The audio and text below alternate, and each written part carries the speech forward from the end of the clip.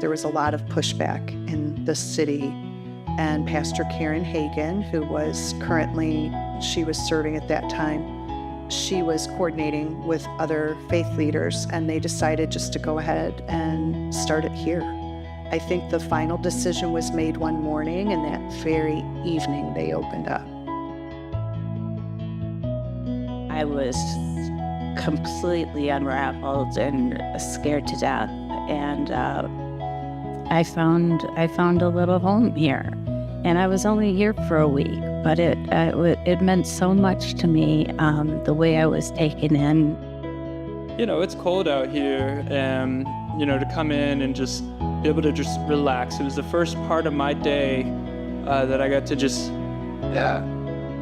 There's several things that I think make DI special and unique.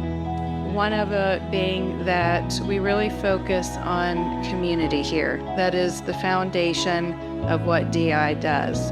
That we support our guests, we support each other, we support volunteers.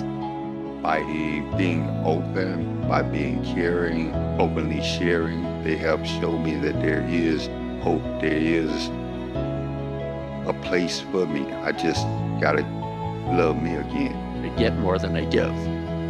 The people are, very touching, moving, and just the knowledge that I can do something to help them. There's a saying, we really only have two assets that we can spend, time and love.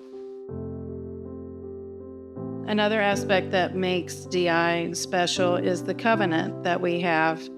The volunteers sign a covenant, and so do the guests. And part of it is kind of the rules and the procedures so that everything remains the same, providing that sense of steadiness and calmness for our guests. So we're asking them to wash dishes, and we're asking them to watch out for each other, and we're asking them to keep their areas clean. But ultimately, a covenant is a community agreement.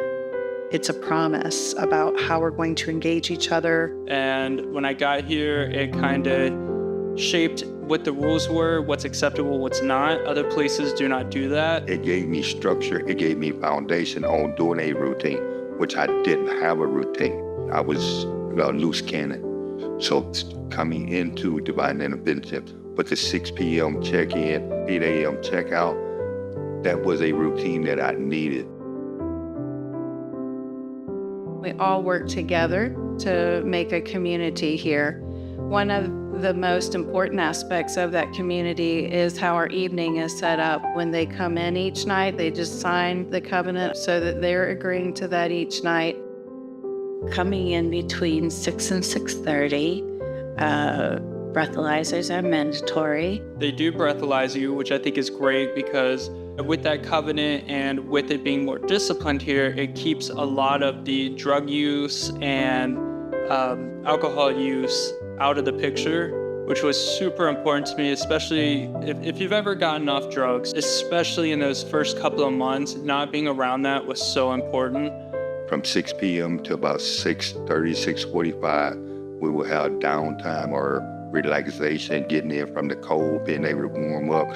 We would go in, have some time to set our stuff down. My favorite part was the cocoa, the coffee. Then there's just kind of a community gathering around the tables and checking in with one another, see how the day went, checking in with the pastor.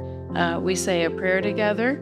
We have some announcements, and then we all sit down and eat dinner together. It's the meal providers, it's the volunteers, and the guests. We all sit together and eat a meal. It's how we learn about each other. We share our journeys with each other, tell jokes. It's really an important time, as it can be for all families, is to sit down and have a meal together. After supper, we'd do dishes if it was our dish time, or we get ready for bed, and then you could go up to the parlor and watch TV, hang out, play games. After that, the evening was ours to do as we wanted to do with their structure. In the evening, usually I was so tired from being out on the streets all day that I would fall asleep by 8 o'clock. So I felt very safe.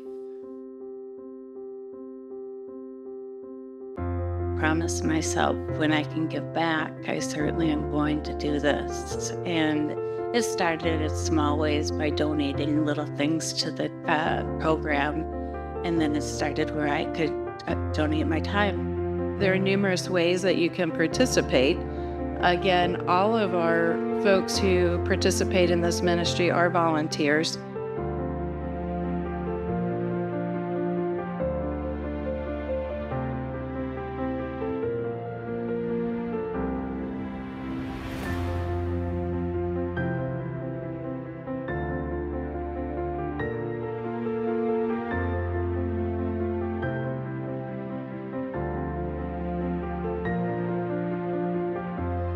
We really just encourage people to come and try it out. Maybe serve a meal or drop some things off and spend some time.